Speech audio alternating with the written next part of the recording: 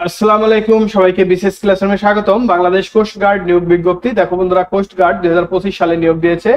এখানে বন্ধুরা রয়েছে 9টি পদে, মোট 27 জনকে নিয়োগ দেবে। পদের নাম ষাট লিপিকার কাম কম্পিউটার অপারেটর, পদ সংখ্যা 1টি। দেখো বন্ধুরা, 60 মুদ্রাক্ষরিক কাম কম্পিউটার অপারেটর, পদ সংখ্যা 2টি। ইউডিএ কম্পিউটার অপারেটর, পদ সংখ্যা 3টি।